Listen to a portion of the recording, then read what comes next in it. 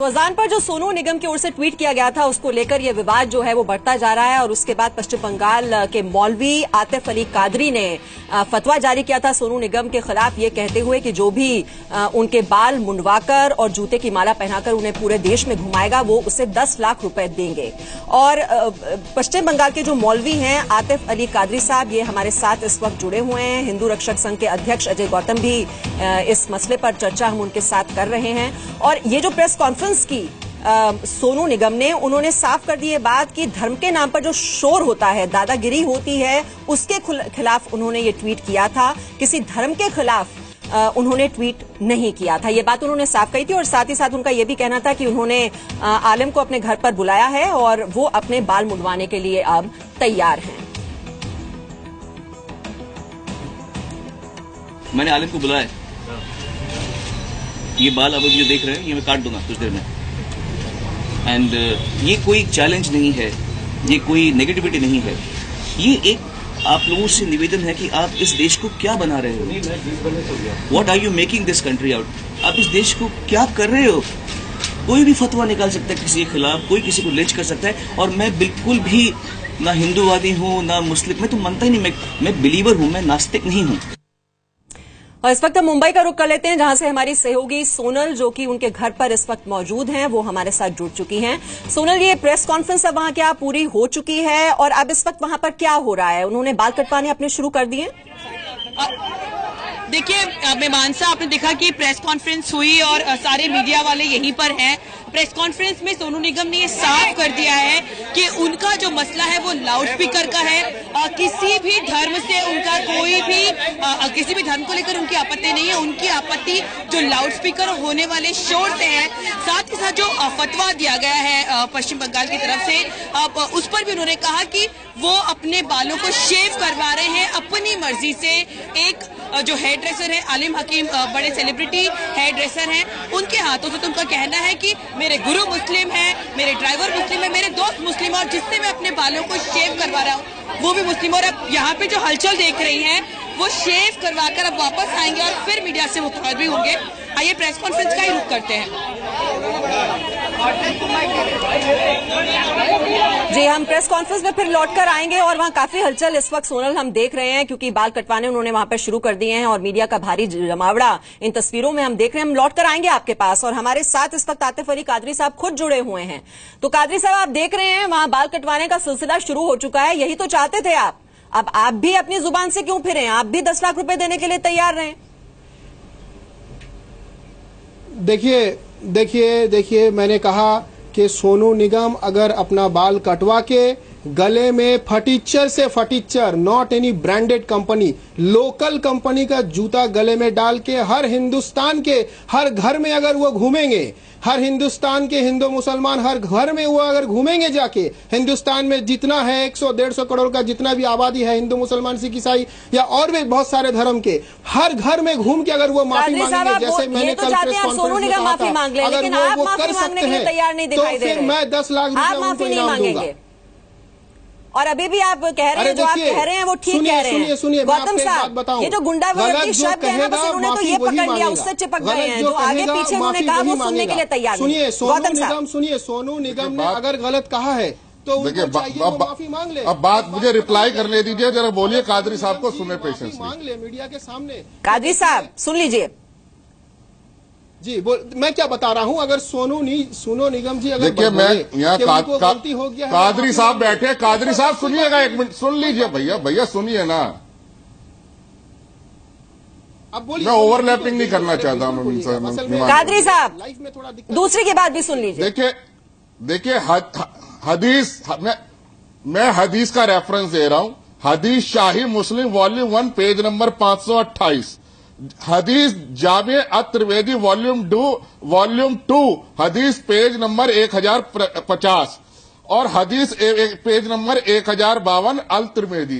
ये 3 हदीस है जिसमें मोहम्मद साहब ने ये कहा कि कोई भी चीज जो भी ऐसी पूजा की जगह को डेकोरेट करने के लिए हो, कोई भी ऐसा इंस्ट्रूमेंट हो जो नमाज पढ़ने के लिए इस्तेमाल हो, यहां तक कि उन्होंने किसी भी तरीके के म्यूजिकल इंस्ट्रूमेंट्स को हराम करार दिया ये बकायदा अगर इस बात को, जो तीनों हदीस का मैंने रेफरेंस दिया है, ये इस हदीस को चेक करके बता सकते हैं कि ये सही है या गलत है।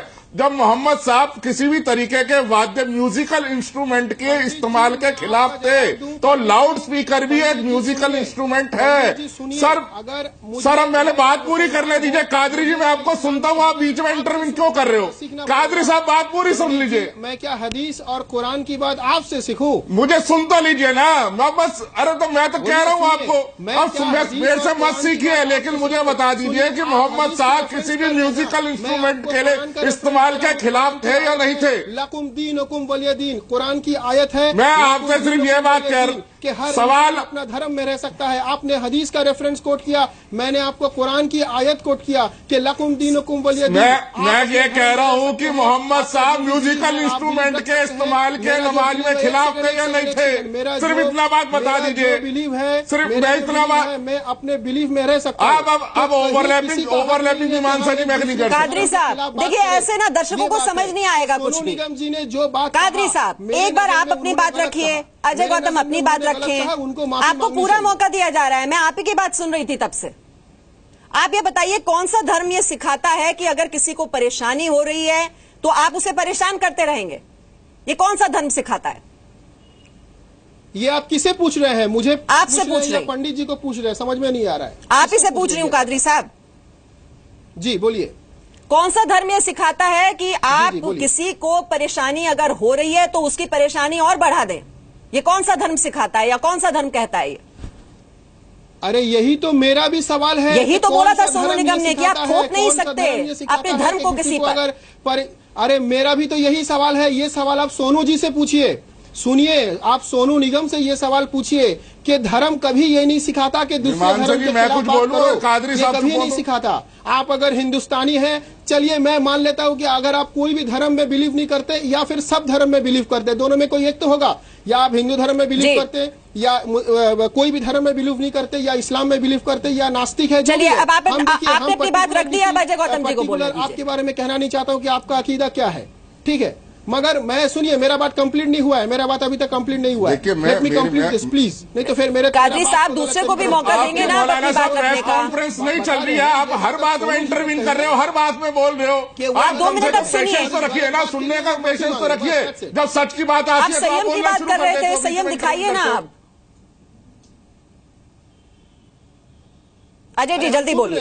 सवाल इस बात का है, जिस चीज के लिए मोहम्मद साहब खिलाफ थे, म्यूजिकल इंस्ट्रूमेंट को नमाज के इस्तेमाल करने के लिए खिलाफ थे, उस चीज की वकालत कादरी साहब क्यों कर रहे हैं? ये कहते हैं कि ये देश कायदे और कानून से चलता है, जब सुप्रीम कोर्ट का क्लियर डायरेक्शन है कि रात को 10 बजे से लेकर सुबह 8 बजे तक के बीच में लाउड स्पीकर इस्तेमाल नहीं होगा। तो फिर मुझे बता दीजिए, आप क्या देश के संविधान से ऊपर है कि आप सुबह 5 बजे भी लाउड स्पीकर का इस्तेमाल करेंगे? क्या आपके लिए कानून के अंदर अलग से डेफिनेशन दी गई है कि आप सब लोग कानून से ऊपर है? और ये 10 लाख रुपए देना, 11 लाख रुपए देना, 20 लाख रुपए देना, अगर यही भाषा दूसरे लोग आपके लिए इस्तेमाल करें तो कादरी साहब आपको भी बुरा लगेगा, आपके परिवार को भी बुरा लगेगा, आपकी जमात के लोगों को भी बुरा लगेगा। इसलिए भाषा की मर्यादा और भाषा की जो संसदीय शब्द है उनका इस्तेमाल करिए।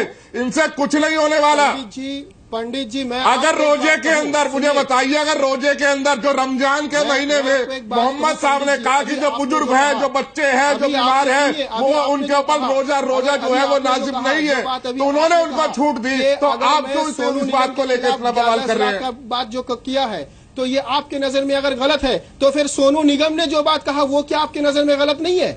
आप पहले ये बताइए कि अगर सोनू, आप हमें बोल रहे हैं कि आपने 10 लाख रुपया का इनाम रखा जो सोनू निगम को जूता का टकला करके, मुझे आप मुझे एक मंदिर बताइए हर जगह। कादरी साहब एक मंदिर बताइए जिसके अंदर कभी भी लाउड स्पीकर बाहर की तरफ लगा होता है। एक मंदिर दिखा दीजिए जहाँ लाउड स्पीकर बाहर की तरफ लगा होता है और उससे लोगों को डिस्टर्बेंस होती है। एक मंदिर दिखा दीजिए मुझे। क्या सोनू निगम को आप सपोर्ट कर रहे हैं? सुनिए पंडित जी, आप एक धर्म गुरु हैं, आप एक धर्म गुरु है। सोनू निगम की देखिए, सोनू निगम का जो शब्द था गुंडागर्दी, वो नहीं होना चाहिए था, लेकिन जो उसने बात कही है, उसने अजान का विरोध नहीं करा, उसने अजान के तरीके में विरोध करा है और वही विरोध करा है जो मोहम्मद साहब ने विरोध करा था कि म्यूजिकल इंस्ट्रूमेंट किसी भी नमाज में, किसी भी प्रेयर में इस्तेमाल नहीं होना चाहिए। उन्होंने एक धर्म के खिलाफ बात किया है। उनको बताइए कि वो जैसे इस बात के लिए माफी मांगे, हिंदुस्तानियों से माफी मांगे, खाली मुसलमानों से नहीं, बल्कि ये हिंदुस्तान की शान के खिलाफ है। और सुनिए कादरी साहब, मेरा फिर से आपसे वही सवाल है, आप उनसे माफी मांगने के लिए बार बार कह रहे हैं, आप खुद माफी मांगने के लिए क्यों नहीं तैयार हैं? जो बात आपने कही है उसको क्यों बार बार आप सही ठहरा रहे हैं? 2014 में जब मुंबई हाई कोर्ट ने लाउड स्पीकर उतरवाए 48 मस्जिदों से, इसका मतलब कि उन्होंने भी गलत फैसला दिया था? बॉम्बे हाई कोर्ट ने गलत फैसला दिया था कि 48 मस्जिदों से स्पीकर उतरवाए थे, ये बताइए। सोनू निगम कोई मेरे दुश्मन नहीं है, मगर इस बात को कहकर हिंदुस्तान की जो डेमोक्रेसी है, हिंदुस्तान। अच्छा कादरी साहब, आप मेरे एक सवाल का जवाब दीजिए। कादरी साहब एक मिनट, ये मेरा दिल। कादरी साहब, जो धर्म है हम उसके जरिए क्या करते हैं? ईश्वर से एकाकार की ये पूरी की पूरी प्रक्रिया होती है, आप मानते हैं इस बात को?